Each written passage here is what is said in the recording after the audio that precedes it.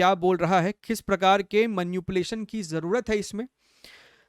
Two planets A and B having masses m1 and m2 move around the sun in a circular orbit of radius r1 and r2। तो एक काम करें क्या, मतलब चित्र बनाने का ऐसा कोई जरूरत तो है नहीं, लेकिन बना लेते हैं, थोड़ा सा अच्छा लगता है ना, और कुछ नहीं है। तो एक और दो, ठीक है, दो दो ठो ऑर्बिट है। Look here very very carefully, look here very very carefully. ओहो, इसको तो पकड़ ही नहीं पा रहे, इसको हटाओ भाई यहाँ से। एक ऐसा डार्क कलर में ही ले लेते हैं, ठीक बात है सर। तो इस प्रकार से हमको जो है सवाल में सिचुएशन दे रखा है।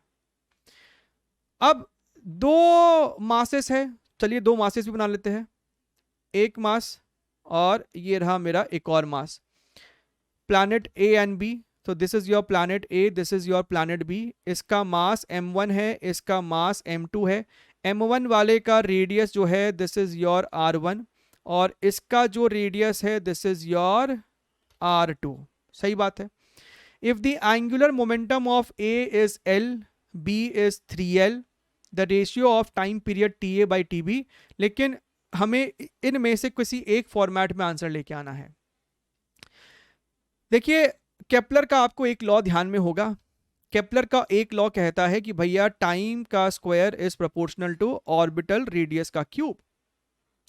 हालांकि सेमी मेजर एक्सिस होता है, लेकिन यहां पे सर्कुलर ऑर्बिट है, तो चुपचाप आर लिख देंगे। तो उस लिहाज से तो हमको दिख रहा है कि अगर इस वाले का टाइम पीरियड t1 है और इस वाले का टाइम पीरियड t2 है, तो हम यहां पे कह सकते हैं कि सर ta, अच्छा ta tb लिखो, this is your ta and this symbol is your tb। तो उस लिहाज से हम कह सकते थे कि सर ta अपॉन tb का whole square is equal to r1 upon r2 का होल क्यूब, राइट। तो यहां पे आपसे ta बाई tb पूछा, तो यहां पे सर स्क्वायर को अगर उस साइड लेके जाते तो आपका 3/2 होता।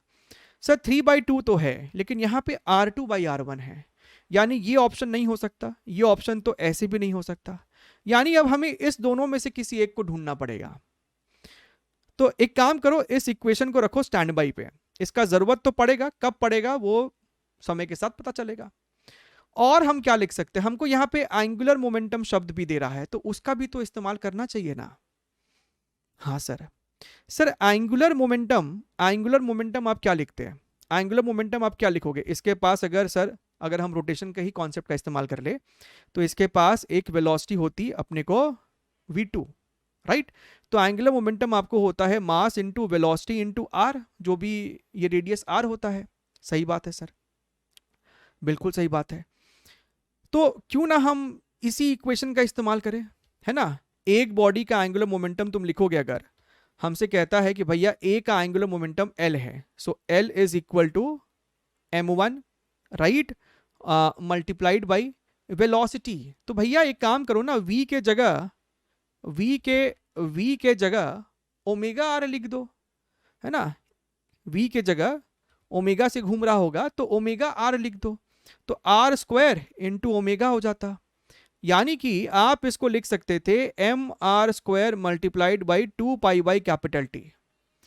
तो सर हमको यहां पे दिख रहा है कि एल को हम किस प्रकार से लिख सकते थे। Look here very very carefully, l is equal to m1 r1 का square multiplied by 2 divided by your TA, right.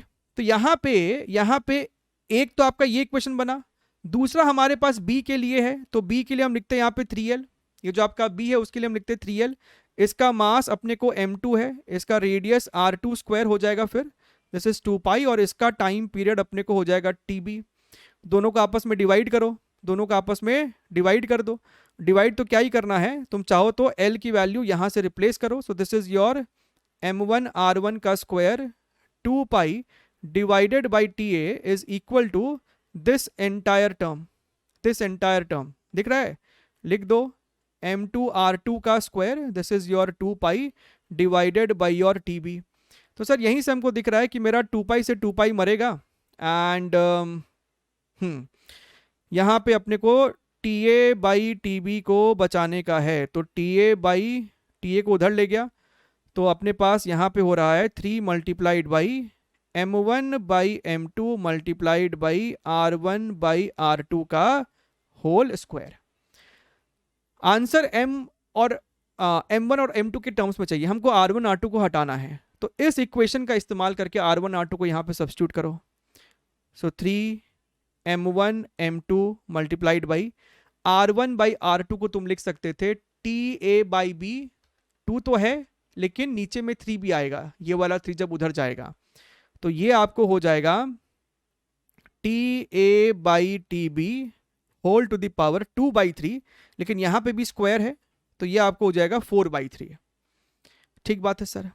So this term is equal to this term, तो इसी को थोड़ा सा और सिंप्लीफाई अगर करो, है ना, इस वाले को लेफ्ट साइड ले जाओ और इस वाले को राइट साइड अगर तुम ले आओगे, so this will become m2 divided by 3m1 is equal to t a by t b whole to the power cube, यानी कि sir t a by t b is equal to, अच्छा cube नहीं 1/3, तो दोनों तरफ cube करो तो ये आपको हो जाएगा 1/27 और ये आपको हो जाएगा m2 बाई m1 का होल क्यूब, एंड ये आपको कहीं ना कहीं मिलना चाहिए इन दी ऑप्शन नंबर 3।